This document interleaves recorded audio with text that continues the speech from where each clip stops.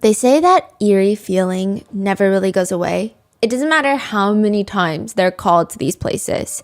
One person writes, every single time we're called out, we expect every single human we come across in life and every single human that we meet to be alive. And then you see someone and you are told that they're dead.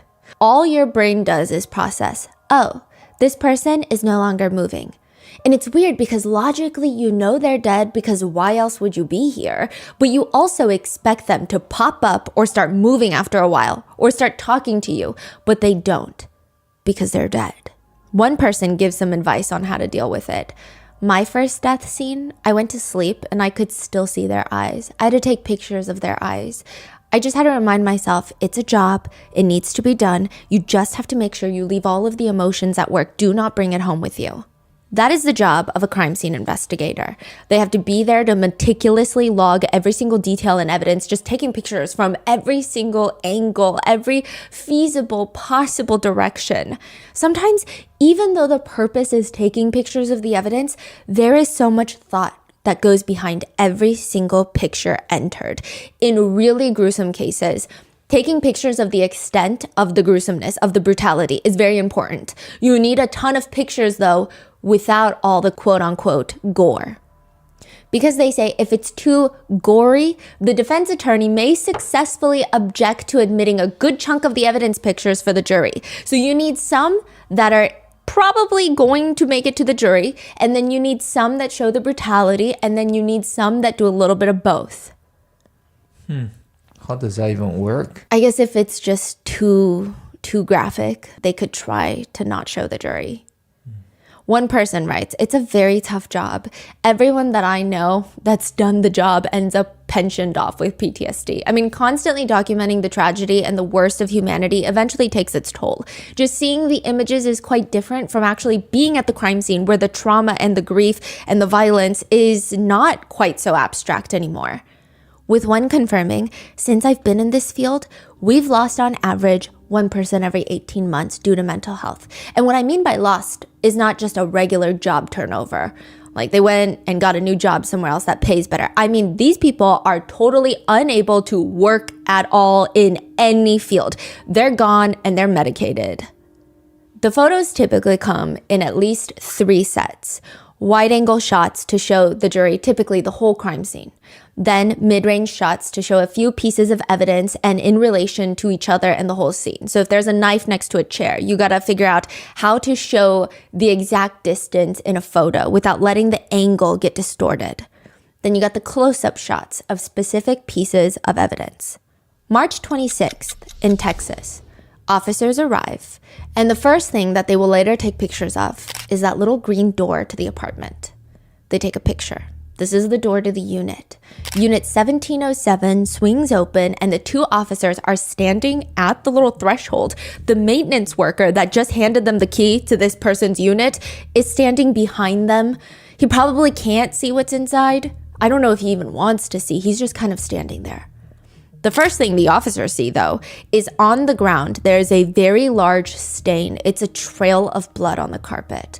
The trail of blood goes from the living room, the leather couch, all the way into the hallway. Police! They walk in. They take a mental note not to disturb anything because they've got to get pictures of all of this later. But first, they need to know what they're walking into right now.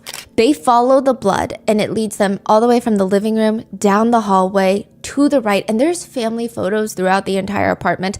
They follow this literal blood trail down the hallway into the bedroom on the right. And on the floor there, right when you open the door, is the partially nude body of Kimberly Hill. There's this bloody hammer with a wooden handle laying next to her head, and it's pretty clear that Kimberly is deceased. I mean, this is the murder weapon. The report notes gaping wound on the back of her head. Obvious head trauma. The officer writes, I noticed blood and tissue on the floor. Brain matter was also on the floor next to the female along with the hammer used. The rest of the 2-bedroom apartment is quote unquote cleared, meaning there's no suspect. Whoever did this to Kimberly Hill is gone. CSI comes in to take photos. A bloody pink hoodie on the living room couch labeled as photo 29 in the evidence file. Inside the bloody pink jacket, a bloody hairband, also pictured in photo 29. A pink cell phone laying on the living room couch labeled as photo 30. Bloodstains on the hallway walls labeled as photo 9. Apparent bloodstains on the hallway restroom sink countertop labeled as photo 10. All of these have to be meticulously logged and documented. But the most intriguing picture that the police want taken are of a few notes left behind by the killer. The officers are leaning down. Is this for us? Because it seems to directly address the officers. It reads, "Chase me," and "Sorry for the mess, KD." Who the hell is KD? Later, when they finally catch the killer, they ask him, Was that addressed to the police or to who?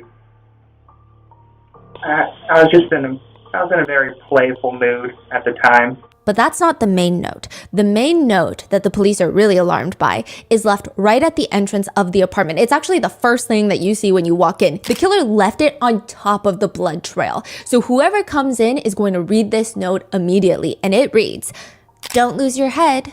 She may yet live, although I doubt it. Hurry, Desiree." Desiree is the 23-year-old daughter of Kimberly Hill, the woman who was murdered in her own apartment. So first of all, who would do this to Kimberly, and why are they now targeting her 23-year-old daughter? And is the killer going to get to Desiree before the police?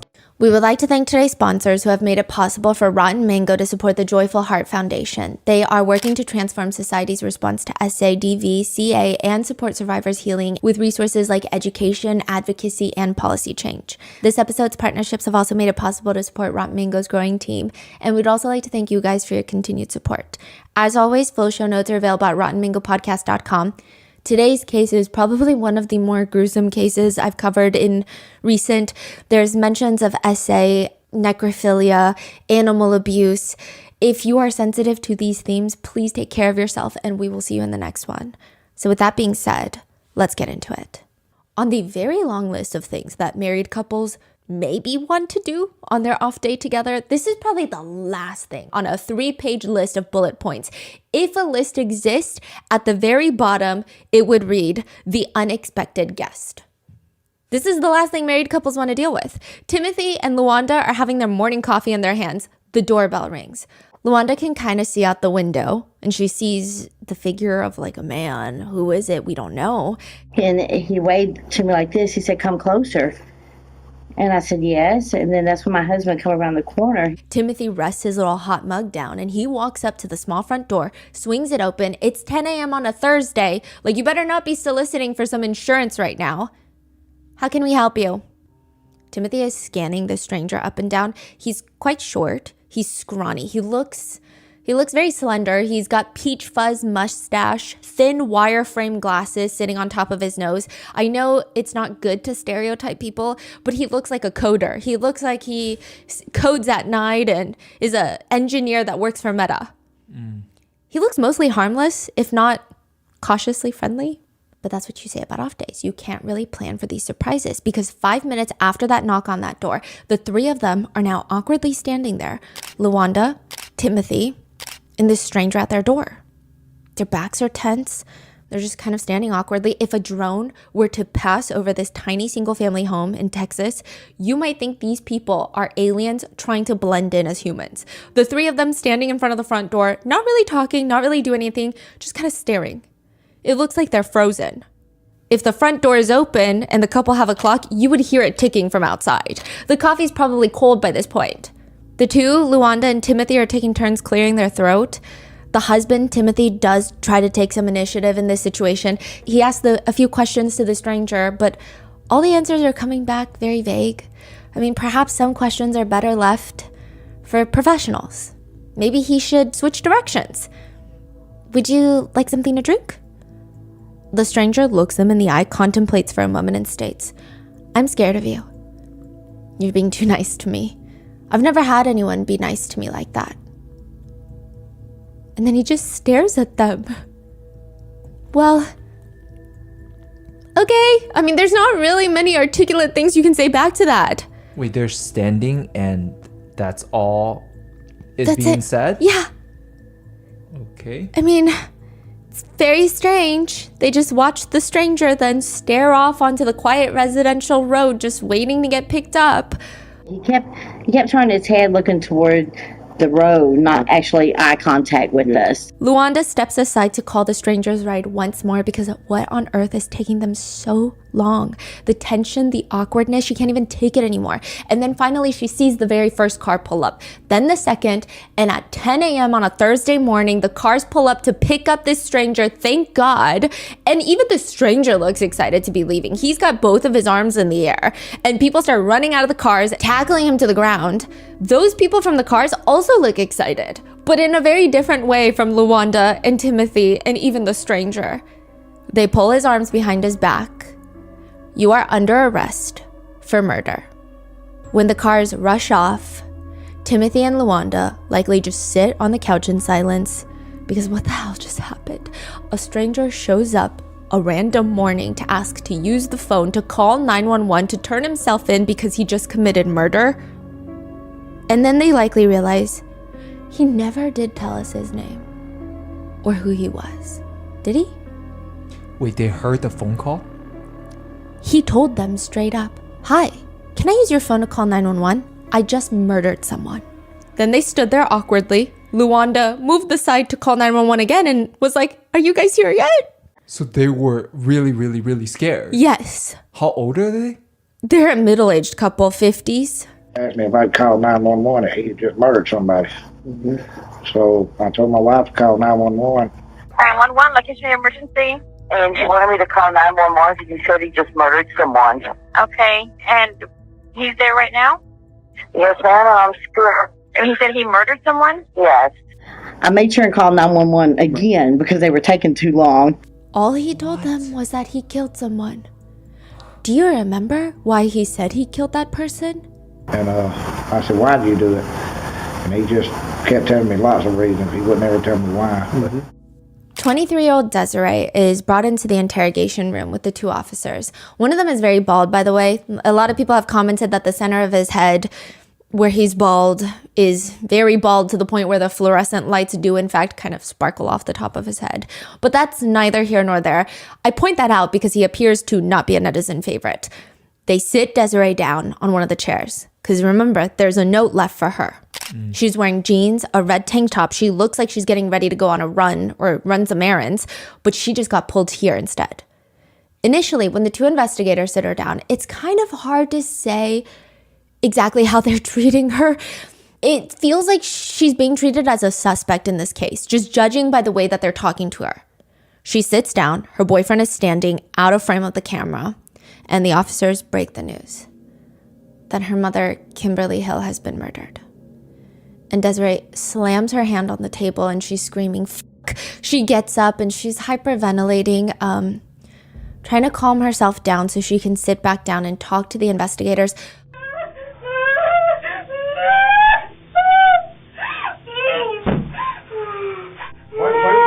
We just went to Houston. You went to Houston? Did you like someone else? I will say it's interesting because you read a lot about people's responses to shock and grief. And a lot of the times you can feel the shock and grief in their responses, but it still feels a little bit further away. Her reaction feels incredibly relatable for some reason. I don't know if it's her age. I don't know what it is, but it's the way that she's kind of trying to pace and hold it together. And then she's sitting down and then she's standing up. She slams her fists on the table. She's clearly very distraught. But oddly, the investigators seem to have very little sympathy. Desiree's gasping nonstop. It's like her body can't decide if she wants to collapse or keep sobbing. It doesn't make sense. In between breaths that she sounds like she's choking on, she's apologizing to the officers. I'm sorry. It's okay. It's all right. You're not doing nothing I don't expect. She's sitting back down. She's screaming, "No, no, no." And then it's all over the place. Her boyfriend is in the room trying to comfort her, but she's inconsolable. It takes a few good minutes for Desiree to be able to sit down And clearly, she's doing everything in her power to respond to these questions because every answer could be very helpful right now. The officers wait for her to be semi-calm, and then they break the news to her. We're going to tell you this. We haven't told anybody else, but he wrote some notes before he did what he did. We're worried about you because You were on the list. he was planning on killing your mom and killing you, and then leaving town. Desiree takes a second to absorb what she's just been told. She was on the killer's hit list. She rests her head in her hands and she just says, but again, if that note was left for Desiree, if the plan was to kill Desiree next, why didn't the killer come for her? Why is she still alive? There's a lot of things hospice workers say that send a chill down your spine as you're working with these patients, and some of it isn't even the normal day-to-day working conditions. And of course, some of the older patients seeing things, people suffering from dementia, and they're talking to people that don't exist in the corner. Yeah, that's creepy sometimes, right? But other times, there are things that hospice workers just feel in their gut. Something doesn't make sense. Something isn't right. One person writes online, one time an elderly woman died, so they did the usual procedure. You know, they have the doctor declare it, notify the family, start to prepare the body for the night since the morgue couldn't get her straight away. We put a cotton ball in her nose and her mouth to stop any leakage. And just before her family comes, one of the staff members walks into her room and the woman is sitting up and moving, very much alive. The staff member freaks out, obviously. We help this woman and then passes the news on to the family. And a few hours later, she died again, for real this time. But we refused to start the process again for a while, just in case. I don't know. It was just weird. Certain things just make you feel like something's not right here. You just have a bad feeling about it. Celeste and Kathleen, they got a bad feeling about this. They show up to the apartment complex. It feels like they got a giant 10-pound watermelon in their stomach. Celeste runs a hospice center in Texas, and Kathleen is an employee, but they're not even here for a patient.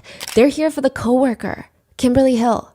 She's supposed to show up for a meeting to discuss a few of the patients. She's a no-show, which doesn't make any sense.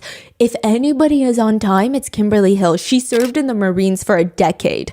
Like, this woman shows up on time. She does not miss a beat. If she's going to, she's going to let you know. Celeste and Kathleen decide, why sit at work all day stressing out when we just drive over, maybe for the one time in her lifetime she slept in. They drive closer into the apartment building, closer into the parking lot, and they see a swarm of cop cars just parked out front with the lights on, which is alarming, but who's to say that every flashing light on a cop car is even meant for them? Like, what if this has nothing to do with them and they're just thinking too deep? They drive closer and closer in silence into the lot, and by the time that they park the car, they know because they can visually see all the officers going up and down, in and out of one unit, Unit 1707. Celeste and Kathleen are trying to talk to the police, but they're all, ma'am, back up. You cannot go into the unit right now. Can you just tell us what's happening? When is the last time you spoke with Kimberly Hill? Yesterday. We talked to her yesterday. She was happy. She was having a good day. What is happening? The autopsy for Kimberly Hill is multiple pages long, mainly focusing on the extensive blunt force trauma to the head. The external examination report reads, the scalp is covered by abundant brown hair. The eyes are gray. The nose and lips are unremarkable aside from changes described below. The oral cavity has native teeth in fair state. Upper back has a tattoo of a pair of eyes. She died 2 days before her 51st birthday. In addition, the brain has multiple lacerations, predominantly at the right side. The brain has scattered hemorrhaging. The anterior base of the skull at the left and right sides have fractures. The left subdural area has a 1/4 inch to a 4-inch moist subdural hematoma. In addition, identified within the hair of the scalp are bone fragments and approximately 100 grams of pulpified brain matter. To break that down, the injuries to the brain are so severe that there are actual tears in the brain tissue. So there's physical tearing of the brain matter. You know how skin can be torn? The inside of the brain is torn, which you're only going to get that from severe blunt force trauma to the head. Penetrating injuries where objects will break through the skull and tear the brain, or when the skull bone fragments pierce into the brain tissue. There's breaking of the bones at the bottom part of the skull. There's a brain bleed with pooling of blood. But one of the most alarming details in the entire autopsy is obviously the pulpified brain tissue. Brain tissue, in that sense, has become blended, and brain tissue is now being expelled from the skull. The brain tissue is outside the skull. It is in the person's hair. About 100 grams has left the skull. That's a deck of playing cards. That's a chocolate bar. That's a Dove soap. That's how much brain has been expelled from the skull and has pulpified. The detective working this case is trying to get some clear answers about the injuries to the victim's head, likely clarifying things from the case files. Is this in the front or the back of the head, the injuries? Top, back, mainly? I mean, actually, the entrance wound is around here, yonder, here somewhere. The man explaining it to the detective is calmly, very professionally, almost gesturing to the back of his head to show the detective where the majority of the wounds are. Oh, okay. Yeah, okay, that makes sense. The two detectives are taking a moment to soak in this information. Then the detective turns to the man at the police station and asks, "Then so when you dragged her to the bedroom, you kept hitting her there?" Yeah. The detective is not talking to the medical examiner. He's talking to the killer. The interrogation room is tiny. It barely fits a desk and 3 chairs. There's 2 investigators and the killer, the suspect. He's wearing black short-sleeve t-shirt, wireframe glasses, resting his chin in his hand. The suspect's shoulders are even more relaxed than the investigator sitting across him. This looks more like a conference room that you book out in your local college for group projects. That's the energy of the way this guy is sitting. The detective looks at him. Think you want to kill us? Oh, no, rather, men aren't my thing, actually. Women. Yeah, Okay. You have a girlfriend? I don't. You I've don't? never had a girlfriend. I tell you what, give me your fancy of killing a woman. Oh, your fancy killing would be your ace killing. What would that be? This is a little peculiar. I'm on camera. Okay, He looks up, stares into the abyss for a second. His chin is resting in his hand like he's thinking about a good steakhouse that he ate a few weeks back. maybe dressing up in a nice suit, sneaking into her house, disabling her boyfriend. You know, yeah, I'd bring a pretty dress with me to dress her up in. I was always into strangling, but after that last blunder, I guess maybe something big and sharp would be more along my thing.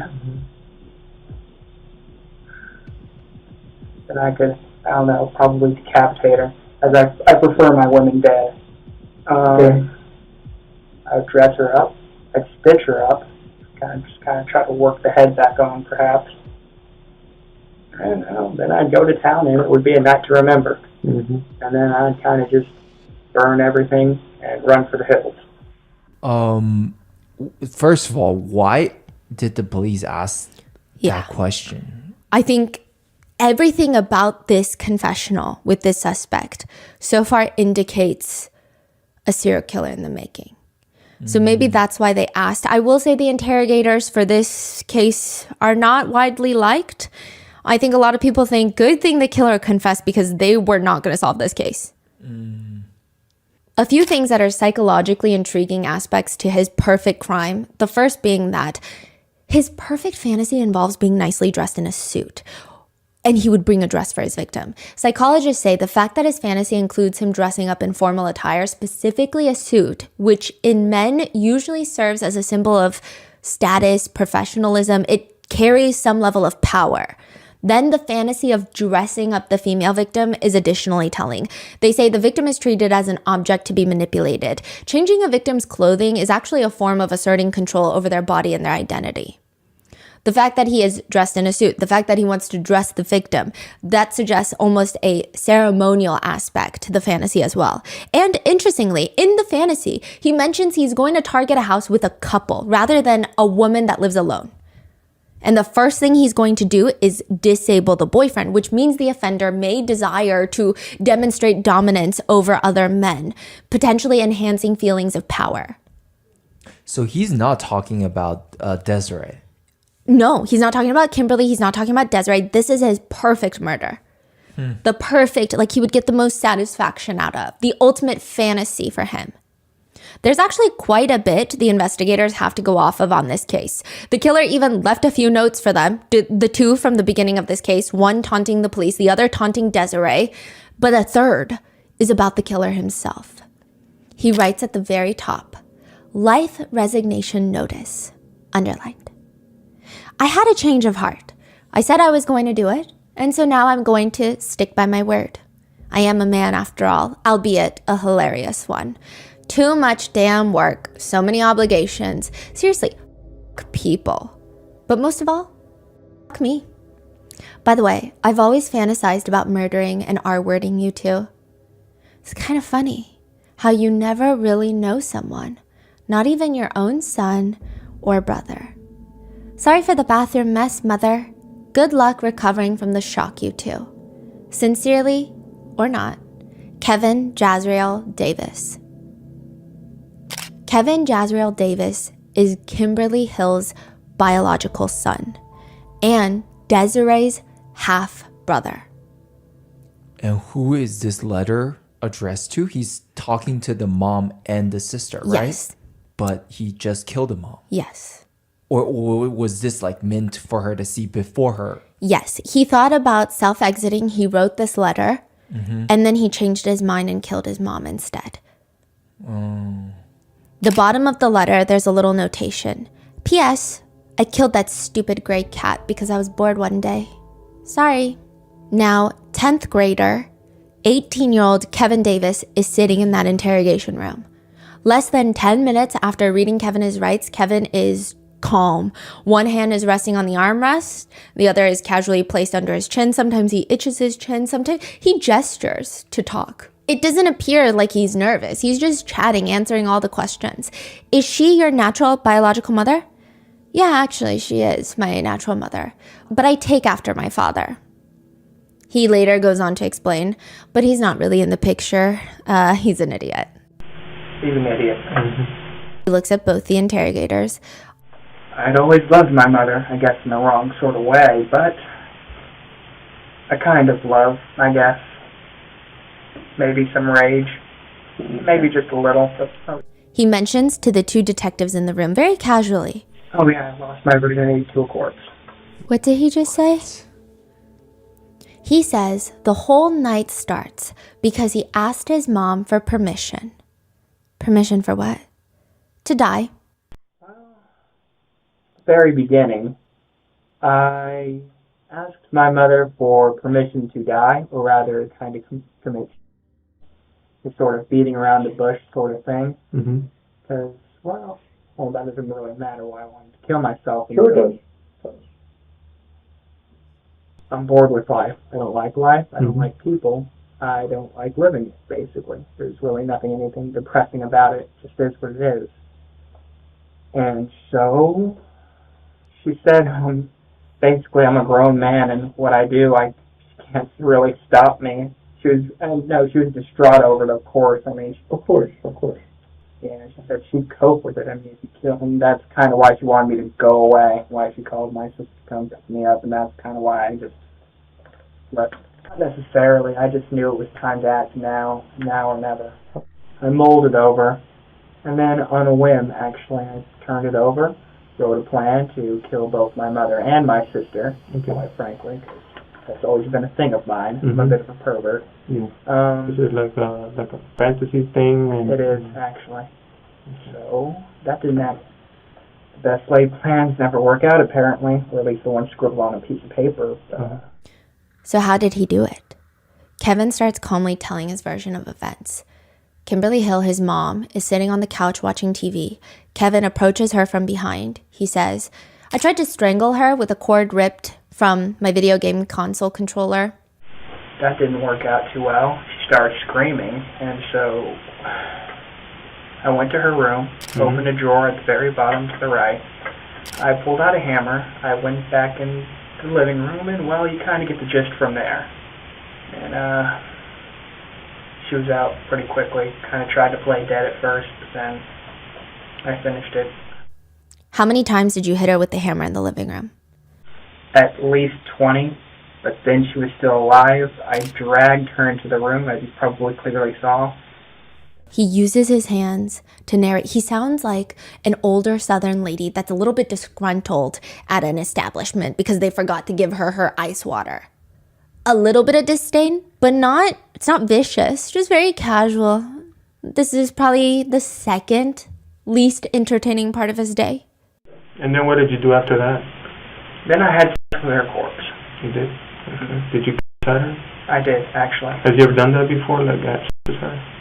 No, I haven't, actually. This is just the first time? Oh, yeah, I lost my virginity to a corpse. Okay. He continues to tell investigators that after killing and committing acts of necrophilia against his mom, he took a bath. I took a bath before then. Well, that's a little personal, but yeah, I needed to clean it off, and so, and then I changed, yeah. Okay. How did you come up with the idea of killing her and assaulting her corpse? How did I come up with it? Yeah, it's been a developing idea. He just shrugs and looks off to the side like, what kind of question is that? Like, how did you come up with the idea of breathing? I don't know how to answer that. That's the attitude.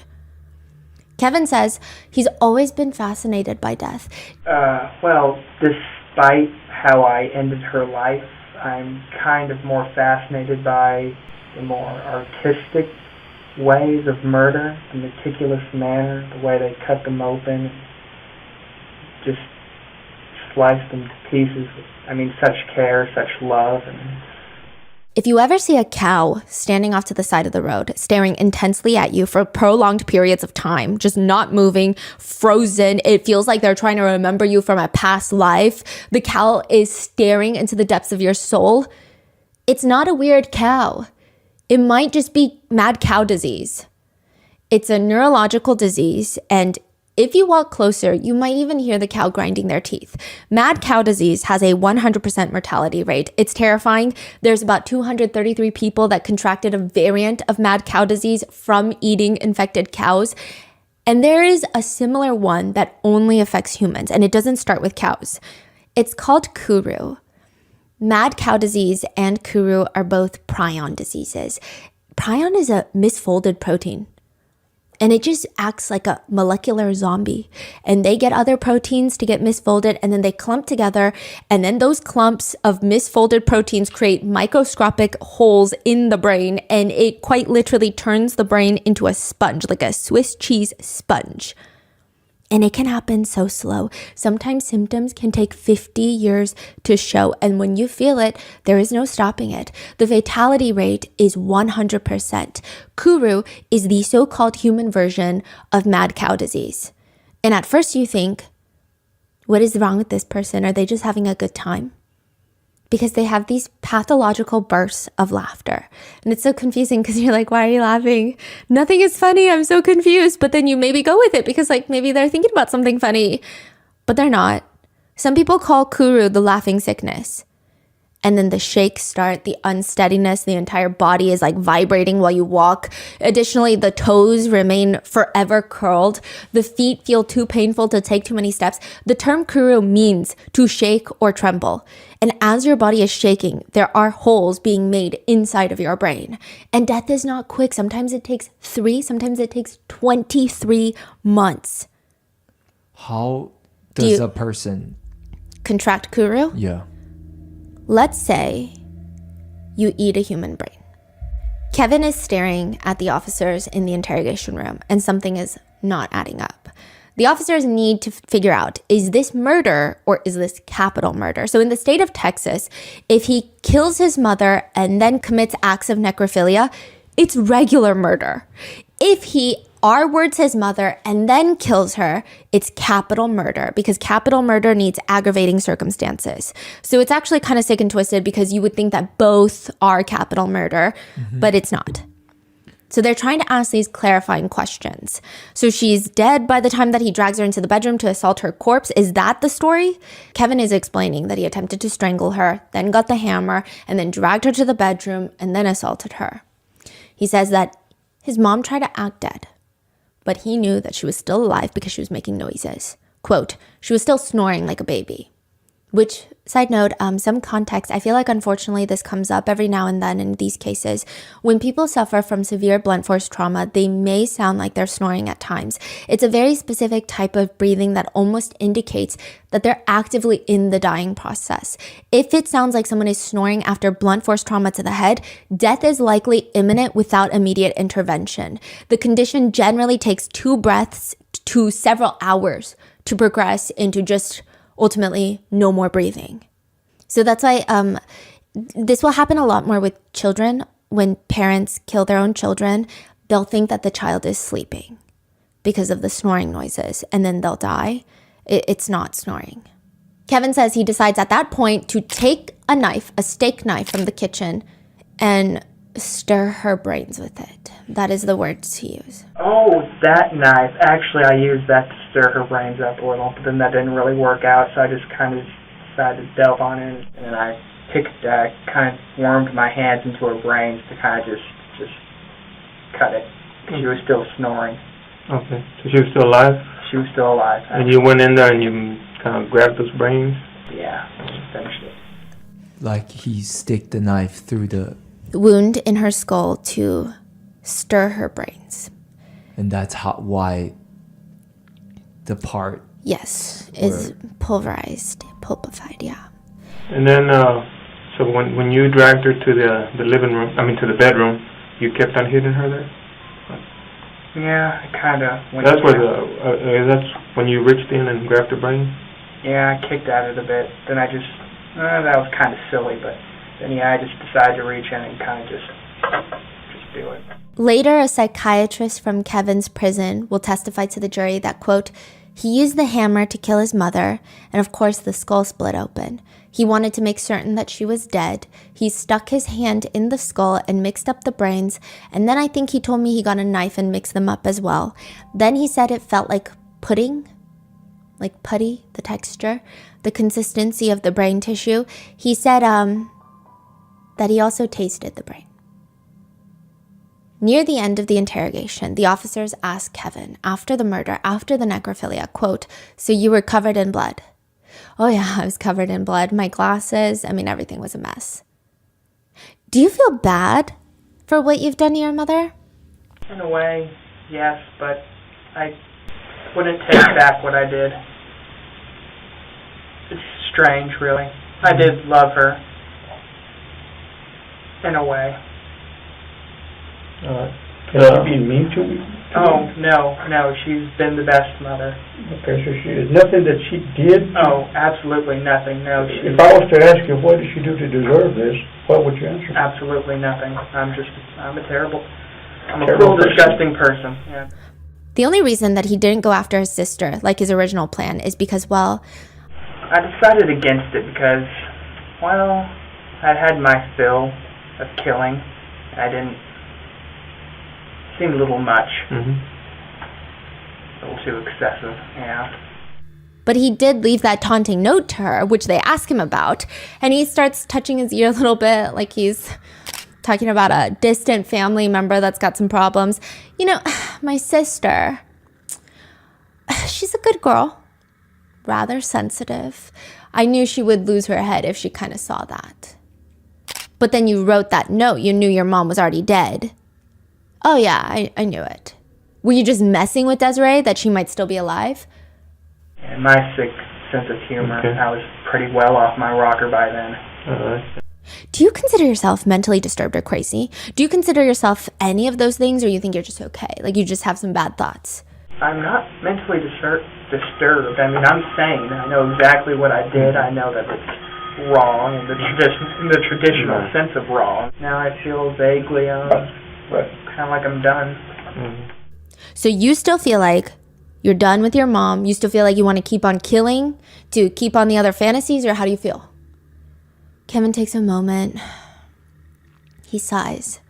I came here to pay for my crime, so I guess I should continue with the truth. Mm-hmm. Truthfully. Yes, definitely. I would kill again. Mm-hmm. Wow. If this is how bad 18-year-old Kevin is, if this is how unstoppably evil, how did somebody not notice? Or did they and nobody said anything? Police are trying to figure that out. All Kim told her close friends was, yeah, sometimes she has problems with Kevin because he doesn't really like going to school and he just wants to play video games. And he does kind of seem like a loner with no friends. But that's it.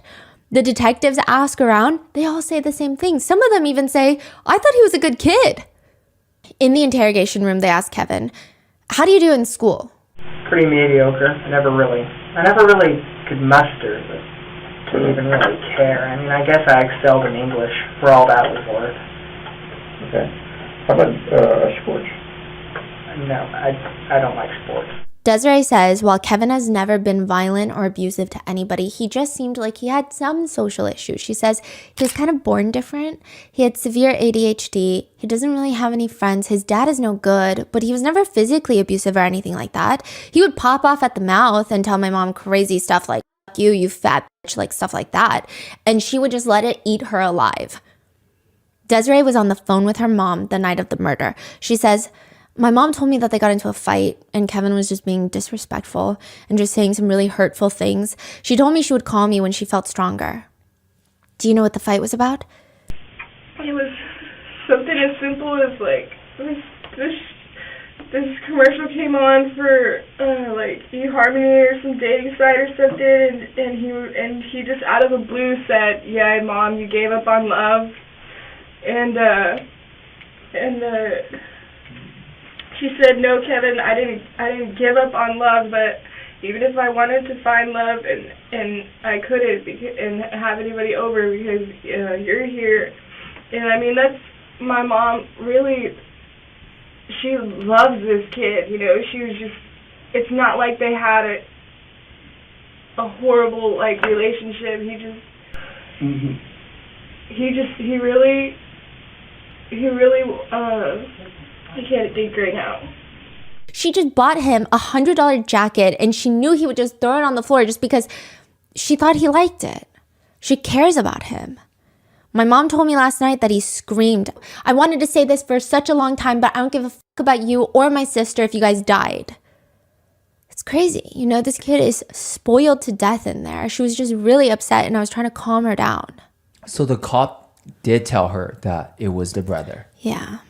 And what was her reaction or... That was the reaction from earlier in the episode. Oh, she's like up and down and... hysterical, screaming no. Out. Yeah. Okay. Has he always had a few issues? Desiree says, when he was little, out of nowhere, he would just draw shit that was bad. People getting shot, stuff like that for no reason. Wait, how is my brother doing in all of this? Was he just straight-faced? Yeah, he's here in the other room. He's confessed to doing it, so he admits doing it. He's got no bones about it. Your brother's a little strange. He had no indication in the past that he was violent. I mean, we've had fights face to face where we were screaming at each other, and he's never hit me. He's never ever done anything like that. I've never seen him really get so angry to where he'll even punch in a wall. I've never seen that. The detectives oddly laugh. You're the one that punches a wall, right? Yeah, I mean, there are issues. He would talk about if they had a fight, like, I'm going to self-exit, blah, blah, blah. And one time my mom did call the police and they did take him to the hospital. They confirmed that Kevin has no girlfriend, no friends in general, and he spends most of his day on the computer. Now, side note, experts do not believe that Kevin would have ever self-exited. Even his life resignation notice, which is supposed to be the last letter he leaves his family, he writes, "Good luck recovering from the shock, you two." His self-exit, had he ever done it, would have just been to hurt others. But he decided, I'm just going to hurt them directly instead. The detectives asked Kevin, did you ever tell anybody else what your plans were, what you wanted to do to your mom and your sister? No, but over the years, there were hints. As a younger boy, I was a lot dumber, a lot more angsty, you know. I said things, but I guess they basically brushed it off. I guess the hints were everywhere, but they're my family. And family looks past that kind of stuff, or they try to not look at it. Mm-hmm. Later, Kevin is asked about committing necrophilia and if that's the first time that he's done any sort of, they use the word sex. They ask, you've never done that before? Kevin has his chin resting in between his thumb and index finger and he looks down. Then he taps his index finger on his face, his chin 3 times, and says, Well, I guess since I'm being quiet about it, I might as well tell you now. Yeah, and it's on the note too, the PS part. We used to have a gray cat named Claire. Oh yeah, bestiality is a thing of mine too. Now you know.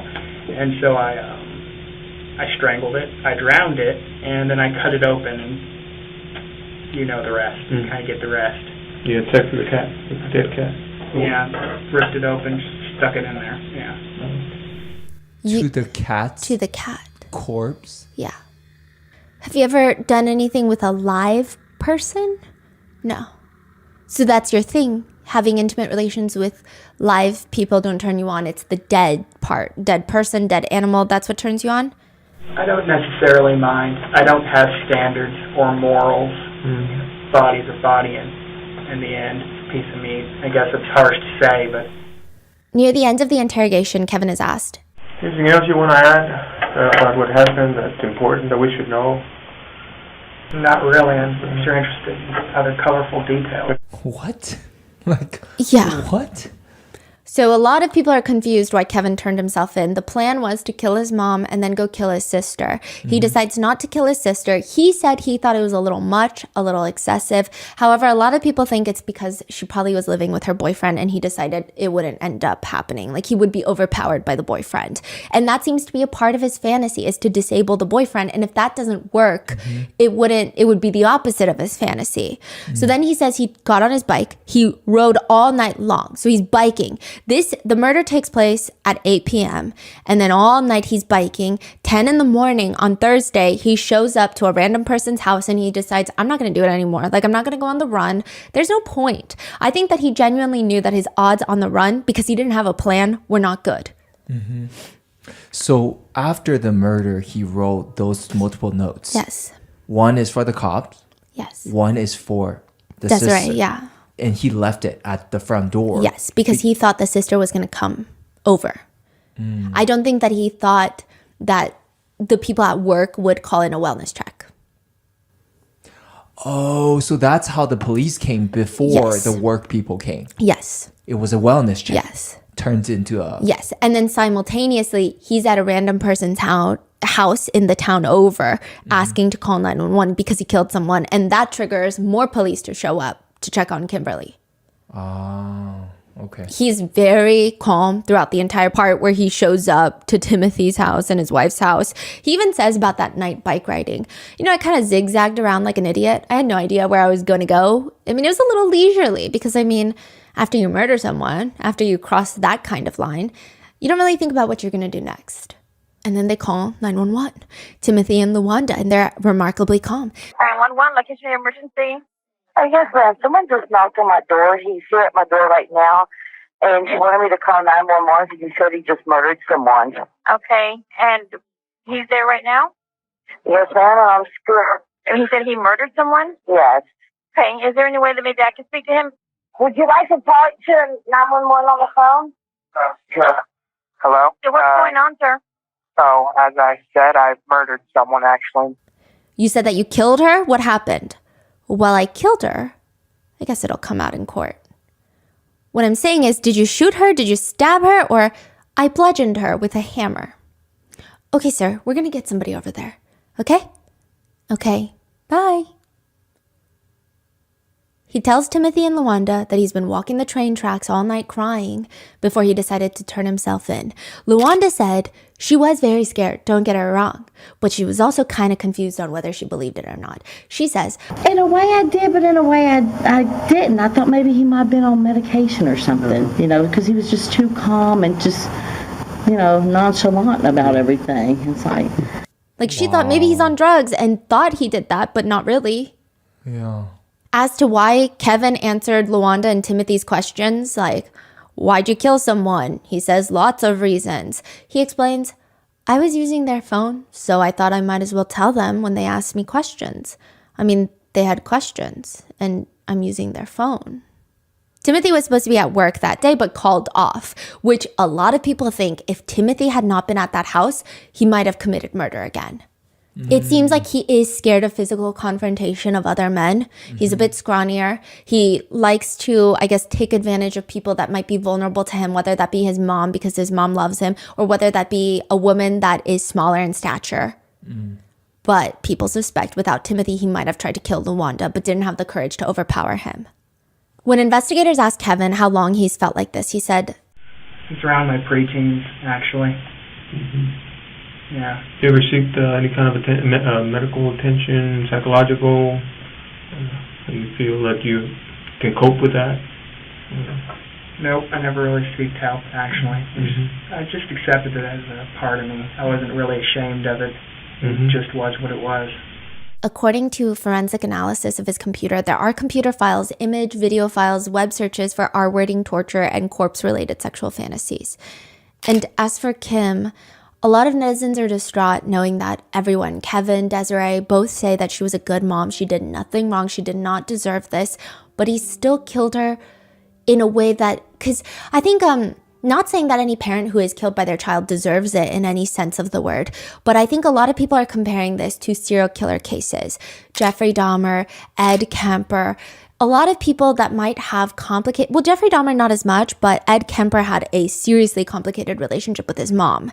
And a lot of people thought he's headed in that direction to become a serial killer, except his mom was not overtly disciplinarian with him. His mom was not overpowering or doing anything that typically triggers these serial killers.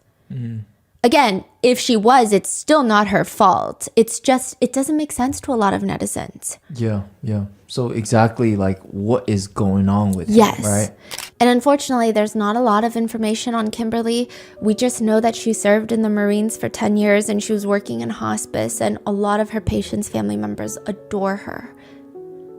She also clearly cares a lot for her kids. In the bookshelf in her room, she had a note displayed inside of a glass picture frame. It's a handwritten note. Left early to make your day easier. Love you. See you after school. Kevin. The fact that she framed that's probably the most loving note she ever got from Kevin. In the interrogation room, Kevin is asked, tell me, what do you think should happen to you? What do you think your punishment should be? Whatever the judge, the people, the jury deems fit, I can rot, I can suffer for years, or I can be given the death penalty, whatever they think. What do you think you deserve? Killing your mom? Having sex with your mom? I deserve to rot and suffer. He adds, I don't expect people to think very highly of me after this. The DA's office offers Kevin 60 years in prison, but he rejects it, which is interesting. So either he or his attorney thought that he would get less with a jury trial, which is crazy. He was found to have a personality disorder, but ultimately declared sane. During the trial, the jury is shown the interrogation footage, and as they're watching him confess to likely some of the most heinous crimes they've ever heard uttered on this planet, when that video is over, he swivels around in his chair, faces the jury, and smiles at them. During impact statements, Desiree comes to face her brother. The whole time, he's just shrugging, sighing, as if he's getting a lecture from an older sister. Kim's dad, his grandfather, tells him, I don't quite know what to say to you. You killed your mother. You just don't do that. You took the only person who had your back, and now you're all alone. He's cracking his knuckles. He's smiling. He's stretching his legs. What? When witnesses are asked to identify him, he waves and smiles at them. It takes the jury less than an hour to convict him, but because he was not charged with capital murder, he will be eligible for parole March 25th, 2044. What is that? Like, how old will he be? So that will be, he'll be like 50. Wow. So there's no reports of what's his issue. Like what? Personality disorder is the mainly, only thing. Yeah. And he is held in a facility that focuses on psychiatric issues. But I don't think he's going to get out for parole. But legally speaking, he is eligible. And a lot of people say this is one of the most disturbing true crime cases that they've ever come across. A lot of people feel like he's Edmund Kemper in the making, a notorious serial killer. Others are just upset at, quote, justice. They say this thing is eligible for parole. Others are just having introspective moments. I mean, there are probably hundreds of thousands of people like this on Earth. It's insane to think that they dwell amongst us. With one commenting, to be honest, this guy sounds like an 8chan edgelord basement dweller who admired serial killers but wouldn't have the balls to become one. He's a wannabe killer who is really just a sad loser who just watched way too many sick, intimate videos and gore. Others believe that his mom is wrong. This is crazy. Some people say that when he told his mom that he was going to self-exit that day, she didn't do enough to stop him, and that's what triggered this. But others argue, or some people argue, no, the mom must have been abusing him somehow, we just don't know it. To which a lot of netizens write back, he's just plain old evil. People say, oh, he must have been abused. He's just straight up evil. I don't know why it's so hard for people to comprehend that he's evil and evil exists in the world. He's sick, he's evil, he's psycho. That's the comment. Others are upset with how the investigators are treating Desiree, writing, these two detectives were so unprofessional and treated the poor sister dreadfully. Their conduct was unbelievably terrible. With another comment agreeing, great work by the cops for making this as traumatic as possible for the sister. Some even point out the 911 operator. The way the 911 operator handled this was incredibly unsafe and ridiculous, asking her to make direct, prolonged contact with the brutal killer. Like, can he talk on the phone with me? And the police not showing up until after the second call? With another writing back, yeah, 911, what's your emergency? There's a killer at my door. Okay, can you put him on the phone for me? And that is the netizen reaction to the case of Kevin Davis. What are your thoughts on this case?